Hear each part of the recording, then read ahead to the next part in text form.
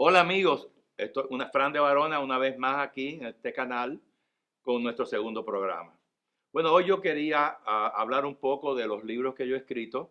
He escrito ya 27 libros y quería hablar de este libro que le debe interesar a muchos cubanos americanos y en realidad a cualquier persona.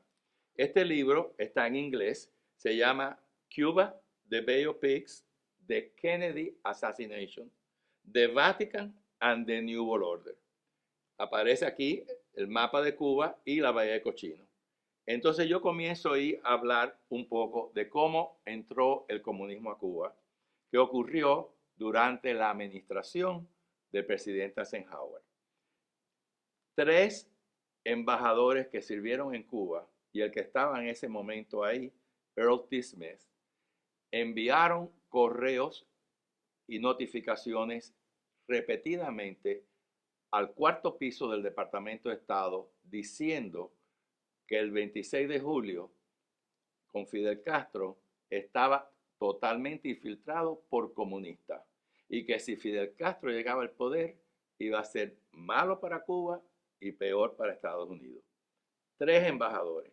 Otro embajador desde México que estaba viendo cómo se estaba entrenando Fidel Castro, el Che Guevara, Camilo Cienfuegos y Raúl Castro, que estaban usando a un comunista que había estado en España peleando por la República, que era básicamente comunista, y había sido coronel durante la Guerra Civil de España, Bayo de apellido, y este señor, una vez que Castro llega al poder, lo suben a general. Por cierto que nació en Camagüey, la misma ciudad donde yo nací. Pero bueno, en este libro yo explico cómo fue que a pesar de que hubieron 4 embajadores, Earl T. Smith y 2 anteriores que sirvieron en Cuba, Arthur Gardner, y otro anterior que sirvió muchos años atrás cuando Batista ocupó un periodo presidencial, y el de México, estos 4 embajadores continuamente le decían al cuarto piso que el 26 de junio estaba infiltrado por comunistas. Habían 2 comunistas que estaban recibiendo esos informes. Uno de ellos se llamaba William Wyland, que era jefe de lo que se llamaba en aquel entonces el Caribbean Desk. Estaba a cargo de todo el Caribe, incluyendo a Cuba, y de México. Y reportaba a un Assistant Secretary for Inter-American Affairs, asistente secretario para asuntos de Latinoamérica, que se llamaba Roy Roboto. Los 2 eran comunistas. Los 2 no hicieron nada con esa información que le mandaban 4 embajadores de Estados Unidos. Entonces, ¿qué ocurrió? Ya cuando Castro estaba en el poder, en noviembre de 1960, hay una audiencia pública en el Comité de Inteligencia del Senado donde testifica Earl T. Smith, que fue el embajador último en la época de Batista, y testifica Arthur Gardner, el embajador anterior a él, y ambos le dicen a los senadores le pregunta quiénes fueron responsables por que entrara el comunismo en Cuba. Y ellos dijeron, el Departamento de Estado fue responsable. Y la prensa de Estados Unidos fue responsable. Porque recordemos que en 1957, ya una vez que Fidel Castro había desembarcado en Cuba con el Granma y casi todos tuvieron unas batallas ahí que quedaron 12 o 13 vivos, se escaparon, pero ya llegó la Sierra Maestra y comenzó a reclutar soldados, se le aparece hacerle una entrevista el periodista de extrema izquierda Mathos, Herbert Mathos. Y en esa entrevista que le hace a Fidel Castro en las montañas de la Sierra Maestra, dice que Fidel Castro es el Simón Bolívar de las Américas, es el George Washington de las Américas, es un demócrata que va a restaurar la libertad en Cuba, etc. Va a respetar la Constitución de 1940 y hace de este Fidel Castro, que era totalmente desconocido en el mundo, lo hace una figura internacional. Y la prensa, él escribe eso para el New York Times, que hoy en día sabemos que el New York Times es el vocero del Consejo de Relaciones Exteriores, que es una de las organizaciones globalistas más importantes del mundo y es el peligro que tenemos de caer en un gobierno mundial donde todos seríamos esclavos. Bueno, Herbert Manlio hace de Fidel Castro un héroe. Entonces, a pesar de que Curtis Smith seguía viendo las cosas que estaban pasando, también Fidel Castro tenía unos contactos maravillosos con la mafia de los Estados Unidos, que le enviaba armamento antes que llegara al poder y después que llegara al poder. Todo eso, por supuesto, lo explico con detalle en este libro. Entonces, Fidel Castro llega al poder y comienza a fusilar gente. En Cuba no había pena de muerte hasta la llegada del comunismo a Cuba. Entonces ahí explico los primeros años de Fidel Castro y explico una barbaridad. Lo que le voy a decir ahora es difícil ya de aceptar eso, pero aquí lo tengo documentado. El último embajador del presidente Dwight D. Eisenhower se llamaba Philip Bonsall. Era un tipo de extrema izquierda que estaba de embajador en Bolivia. Y como Fidel Castro no quería lidiar con Earl T. Smith, quitan a Earl T. Smith en el 59 y ponen a este embajador Philip Bonsall, que era en ese momento embajador en Bolivia, pensando que como era de izquierda, pues se iba a llevar bien con obviamente un izquierdista que era Fidel Castro. Cuando llega este hombre a Cuba, se entera que un americano que había peleado con Fidel Castro en las montañas, que había peleado en la Sierra del Escambray con Raúl Castro y el Che Guevara, llamado William Morgan, el mismo nombre de un pirata que una vez invadió a Cuba y quemó mi ciudad de Camagüey, que se llamaba la Villa Santa María del Puerto del Príncipe, y mató a mi antepasado. Pero un americano que tenía el nombre del pirata, William Morgan. Él, después del triunfo de la revolución, lo nombra a Fidel Castro comandante. No había generales en Cuba en ese momento. El rango más alto que podía tener alguien, Fidel Castro era comandante, Camilo Cienfuegos era comandante, el Che Guevara era comandante, Camilo Cienfuegos era comandante y este americano era comandante. Pero este americano era un patriota y él se da cuenta en el año 59 que había metido la pata porque Fidel Castro quería llevar a Cuba al comunismo. Y él, como americano y patriota, no quería que Cuba se fuera comunista y peor, que fuera enemigo de los Estados Unidos y que él había sido responsable exponiendo su vida para que llegara al poder lo que eran comunistas. Entonces este William Morgan comienza a conspirar para asesinar a Fidel Castro con otros cubanos que ya se habían dado cuenta también que Fidel Castro era comunista y que era dañino para Cuba. Es Philip Bonsall que se entera de esto. Adivina quién se lo dijo. Se lo dice a Fidel Castro. O un embajador de Eisenhower. Philip Bonsall le dice a Fidel Castro, este americano que tú tienes de comandante está conspirando para asesinarte.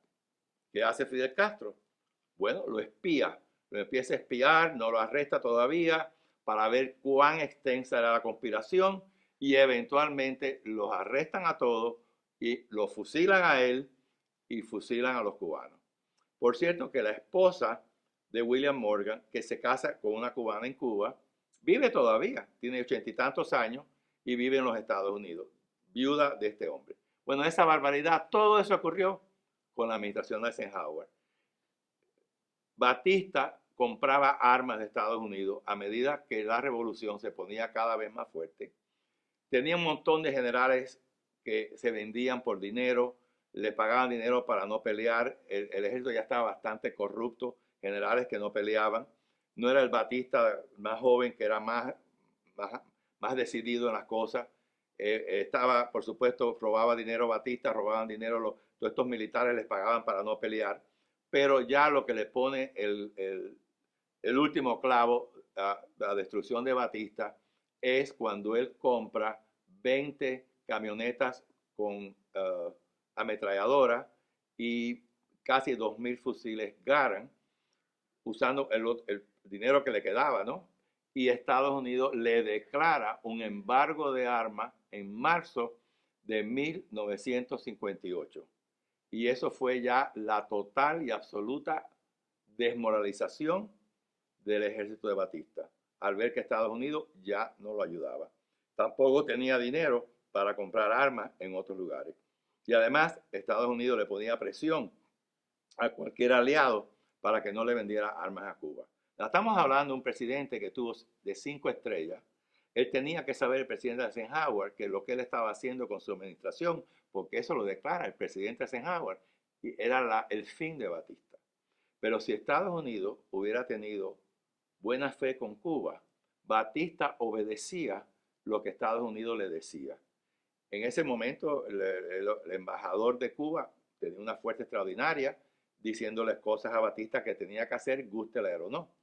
Entonces, si hubieran tenido buena intención con Cuba, le hubieran dicho a Batista que hubieran unas elecciones en noviembre de 1958 que dejara que ganara Carlos Marcos Sterling, que fue el que creó la Constitución de 1940, que era una persona que era antibatistiano, que era respetado por el pueblo de Cuba, por ser una persona decente, una persona valiente y con mucha integridad. Entonces se postula Carlos Marcos Sterling en contra de Rivero Agüero, que era el candidato de Batista. Si Estados Unidos hubiera dicho a Batista, deja que gane Carlos Marcos Sterling en noviembre del 58, el comunismo no hubiera entrado a Cuba, porque Fidel Castro se hubiera tenido que bajar de la montaña y aceptar un candidato que no era de Batista, hombre respetado en Cuba, creador de la Constitución de 1940, y entonces Fidel Castro pues hubiera sido un gran líder, se hubiera postulado para senador, porque no tenía ni siquiera la edad para ser presidente. En Cuba decía que tenía que tener 35 años, tenía 32 en ese momento. No hubiera tomado el poder de la forma que lo tomó. Al no decir eso a Estados Unidos a Batista, él pone a su candidato, gana Rivero Agüero, candidato batistiano, y todo cambia. Y así, otra cosa que dijo Earl T. Smith, testificando en noviembre del 60, que la CIA, el jefe de la CIA en su embajada en La Habana en el 58, estaba trabajando para poner a Fidel Castro en el poder. O sea, el embajador americano acusa a lo que se llama en inglés el Station Chief, que en cada embajada americana hay un tipo alto de la CIA que está ahí, y que ese Station Chief estaba trabajando para poner a Fidel Castro en el poder. Bueno, así es que entra el comunismo a Cuba, y eso lo explico en el libro. También explico en el libro qué ha hecho Cuba en estos casi 60 años a través del mundo. Por supuesto, hablo de cosas que no se saben, como cuál fue el papel que tuvo Cuba en la guerra de Vietnam. En la guerra de Vietnam, Cuba comunista mandó 3 torturadores a que fueran a torturar a los pilotos americanos que estaban presos en Hanoi. Le decían a una prisión el Hanoi Hilton.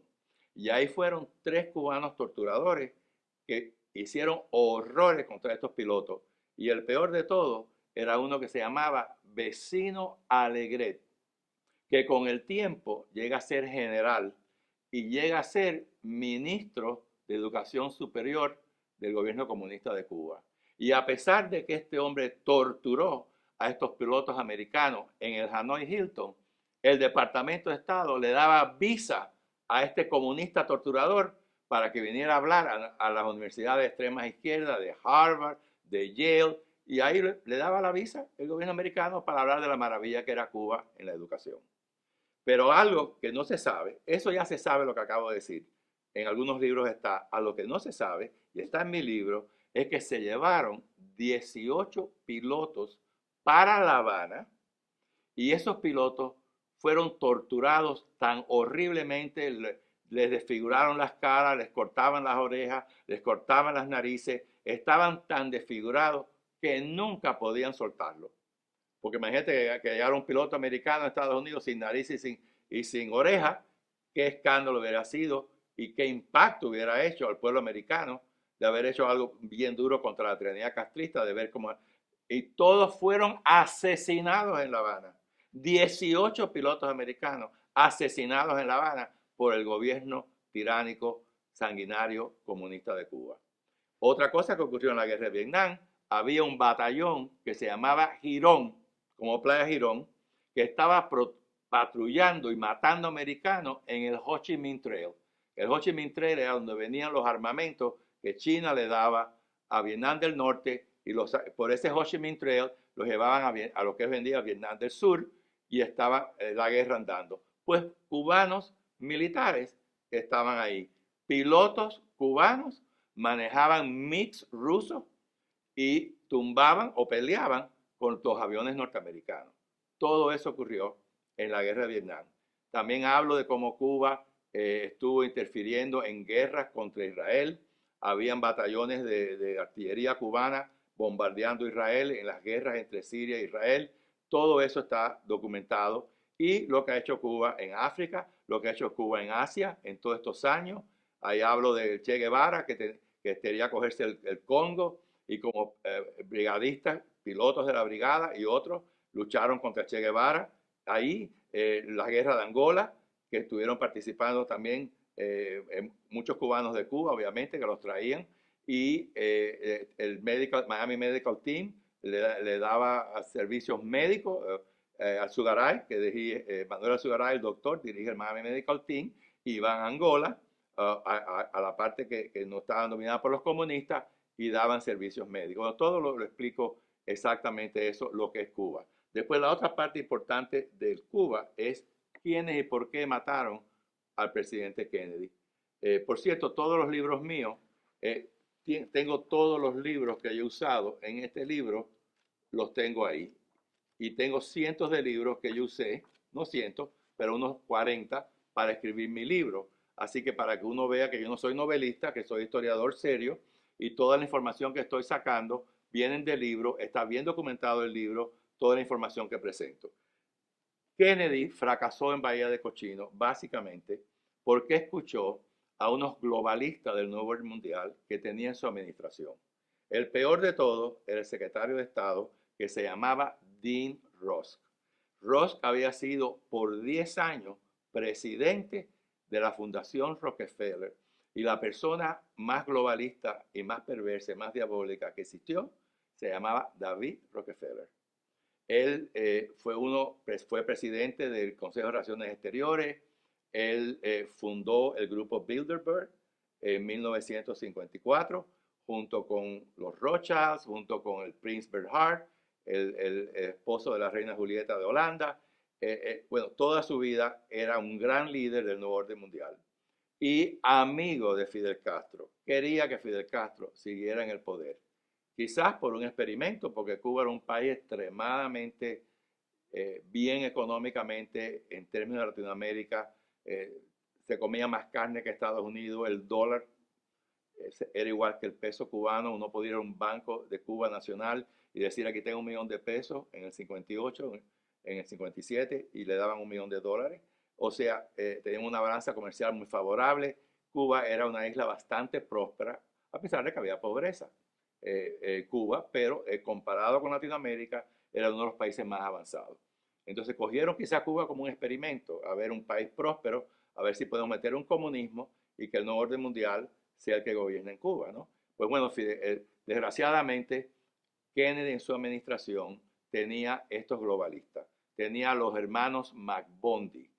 Uno era director de National Security National Security Council de la Casa Blanca, el otro tenía un puesto importante. Tenía a Arthur Schlesinger Jr., tenía a todos estos profesores universitarios, demócratas de izquierda y globalistas. Y escuchó todo lo que ellos le decían.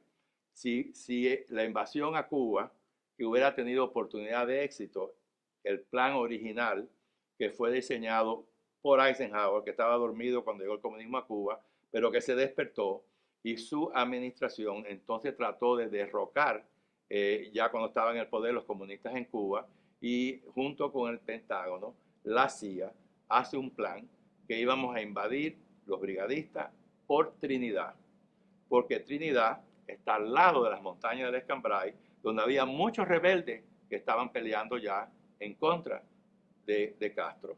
Y había un aeropuerto para los B-26 de la brigada, 2 carreteras que salían de Trinidad hacia La Habana, unas playas muy buenas y lo más importante, muelles, porque veníamos unos barcos obsoletos de la Segunda Guerra Mundial, Liberty Type, en donde nos pusieron en Bahía de Cochino, no había ni muelle, así que era imposible invadir por ahí.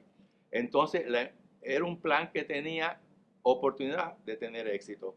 La idea era usar los 16, 26 B-26 aviones de la brigada. La CIA le pidió 24, le dieron 16.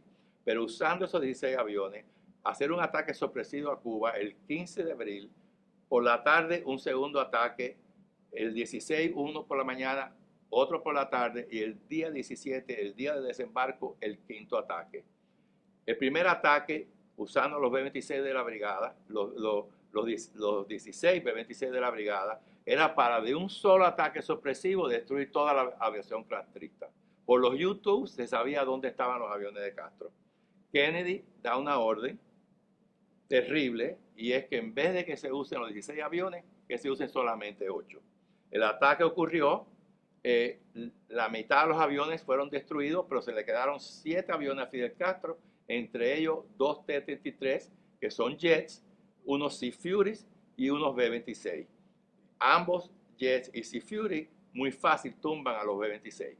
Entonces, uno de esos aviones, un plan de la CIA exigido por el Departamento de Estado de Dean Ross, vino de Nicaragua, aterrizó en el aeropuerto de Miami y dijo una mentira, que enseguida se comprobó que era mentira, que nosotros nos levantamos, tiramos unas bombas y eso fue lo que ocurrió el 15 de abril.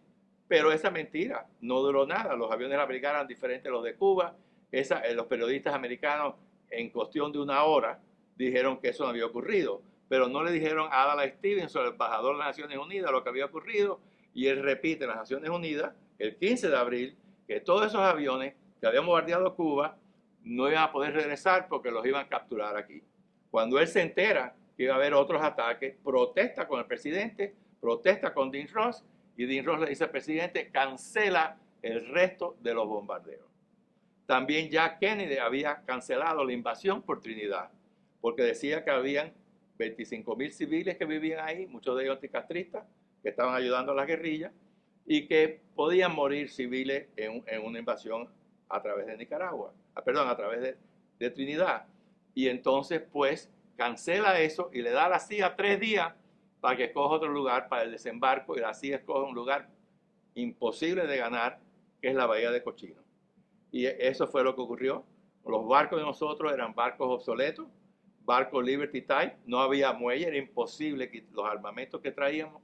Además, los barcos eran unas bombas flotantes, porque la cubierta del barco era gasolina y aceite para esos aviones, porque en Playa Girón también había un aeropuerto. Y la idea era, pero ¿cómo tú vas a bajar sin muelle unos barriles en esas? Y además, ¿cómo tú lo vas a hacer con 7 aviones que le quedaron a Fidel Castro? Yo iba en un barco que se llamaba el Houston, donde iba el batallón 2 y el 5º batallón donde yo iba. El 5º batallón eran personas como yo que habían llegado tarde al entrenamiento. El batallón 2 tenía más experiencia. Cuando el Houston llega, íbamos a invadir por Playa Larga, y llega frente a Playa Larga. La CIA había dicho que no había soldados enemigos en el área. Había 1,000 soldados en Bahía de Cochino que comienzan a tirarnos con calibre 50, y aún así el batallón 2, con unas lanchas que nada más que cabían 9 soldados, pudo desembarcar y triunfar en esa primera batalla en Playa Larga. Increíble que lo hicieran, porque algunos de esos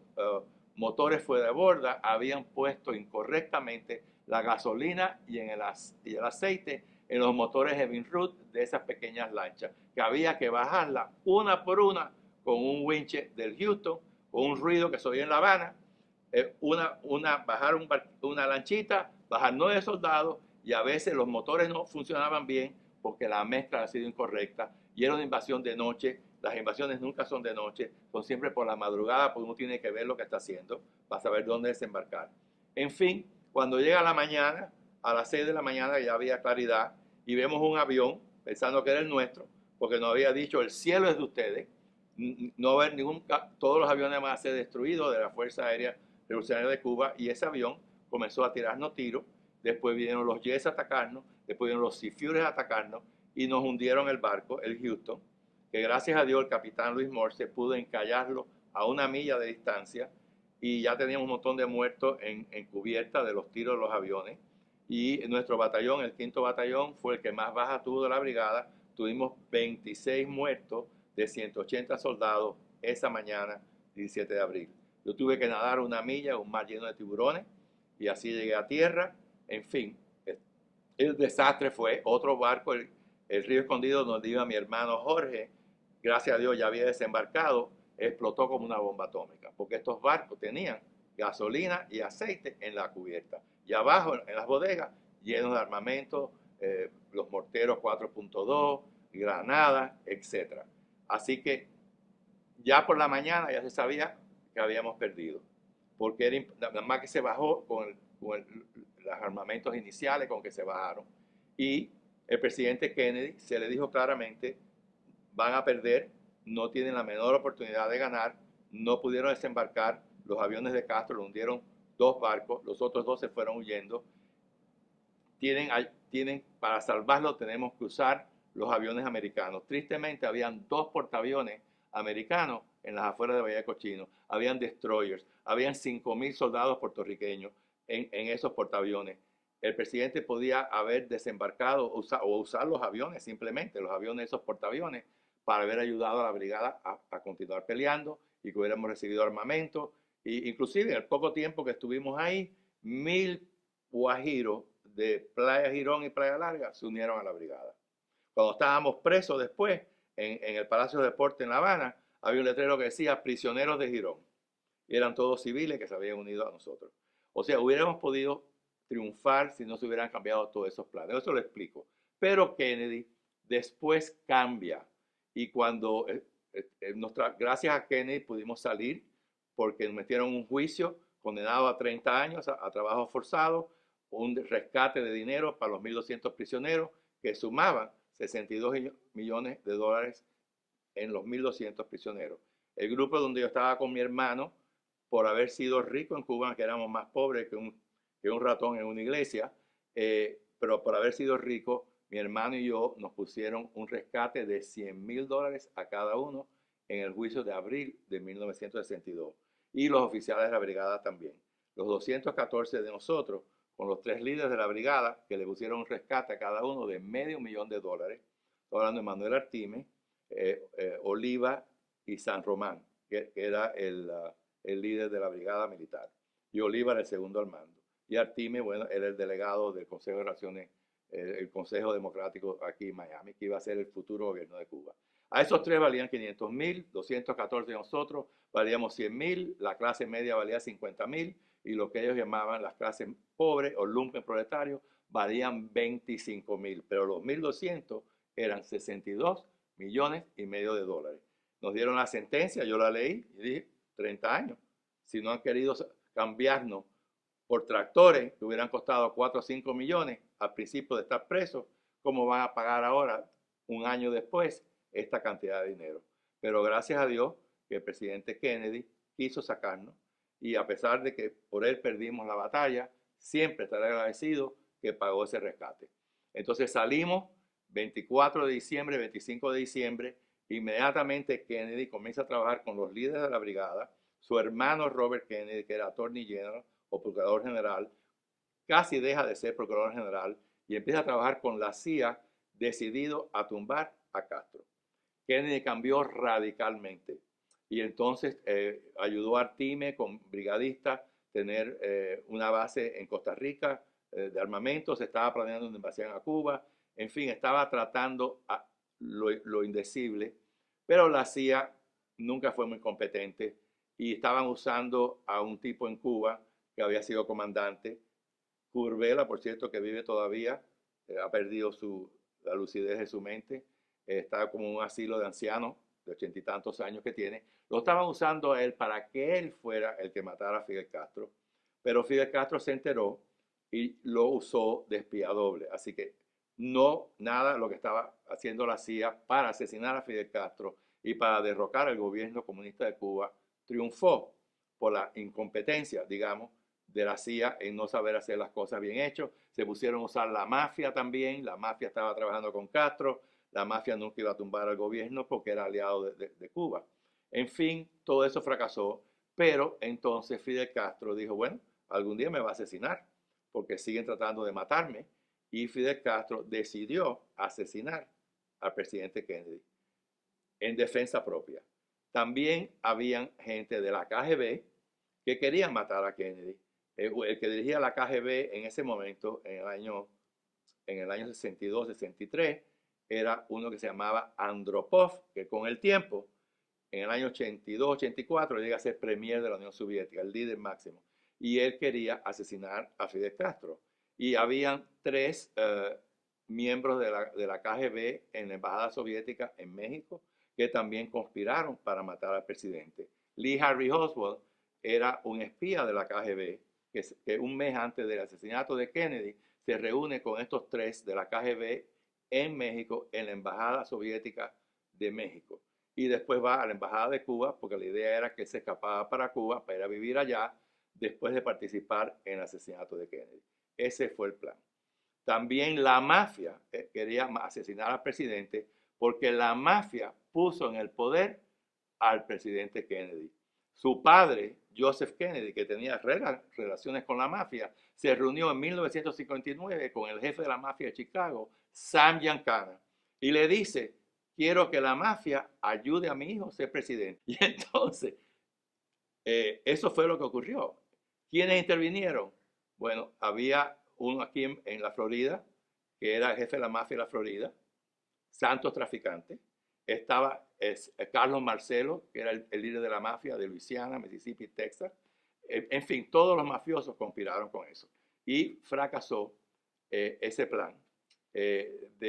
Fracasó la invasión a Cuba, obviamente, porque el presidente fue asesinado por la KGB de la Unión Soviética.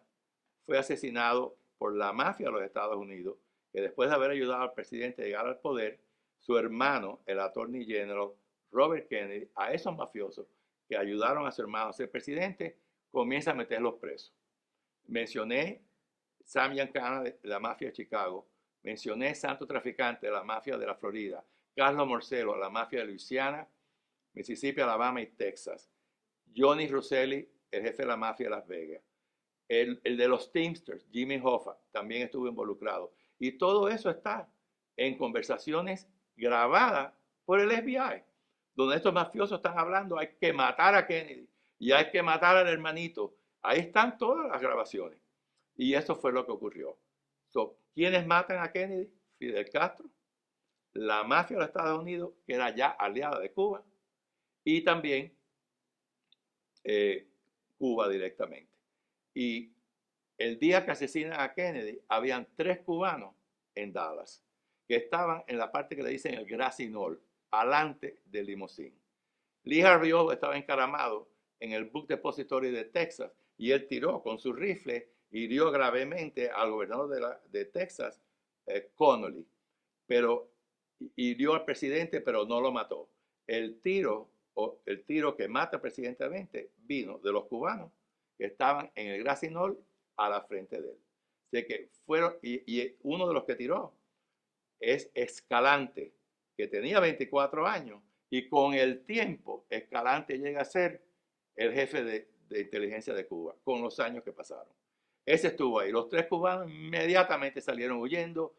Uno cogió un avión de Cubana Aviación en Ciudad de México, él solo fue en el avión, no dejaron que ningún pasajero se montara, los otros se escaparon.